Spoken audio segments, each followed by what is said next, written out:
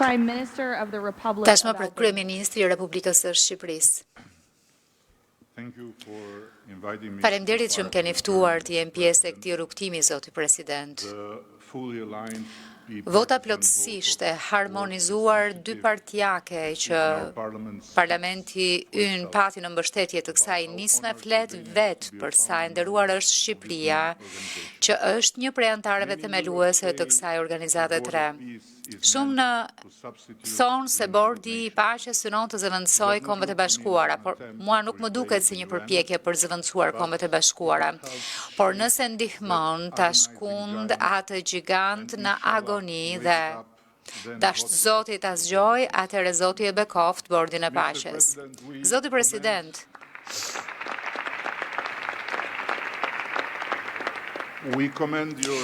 ne përgëzojmë rolin tuaj vendimtar për të ndalur konfliktin pikëllues në Gazë dhe Shqipëria ka konfirmuar pjesëmarrjen e saj në forcën e stabilizimit me trupat e saj.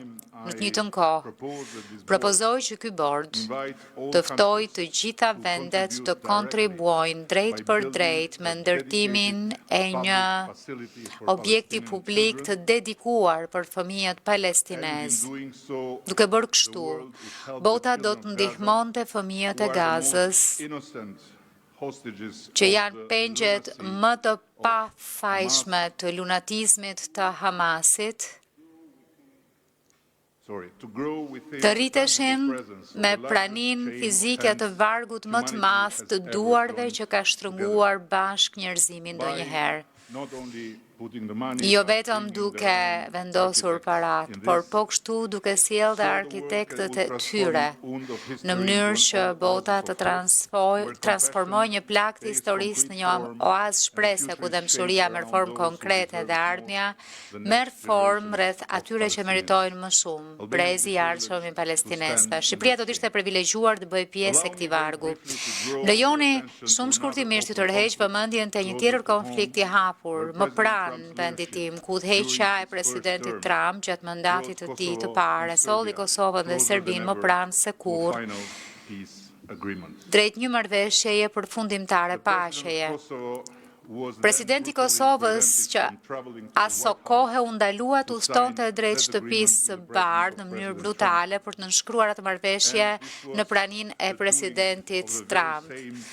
Dhe në fakt kjo ishte ajo çfarë u bë nga ai prokuror sikar që përndoqi edhe vetë presidentin Trump dhe për këtë u bë i famshëm botërisht. Sot, presidenti i Kosovës ka kaluar 6 vjet në një paraburgim nga një gjykatë e posaçme në Hag sponsorizuar nga një sër shtetesh demokratike, disa prej tyre të pranishme këtu e që duhet ju vi turp nga ajo lloj drejtësie ndërkombëtare.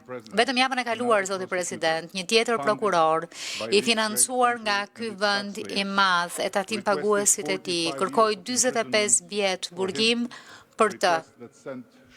Një kërkesë që shkaktoi një val tronditse poshtërimi në të gjithë tërësinë e një vendi paqëdashës.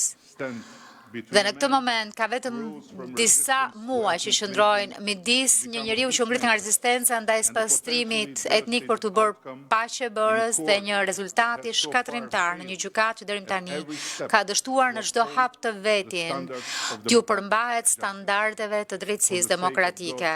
Për hir të Zotit, zoti president, le të bëjmë diçka përpara se, siç thoni ju, gjëra shumë të këqija të mund të ndodhin sërish.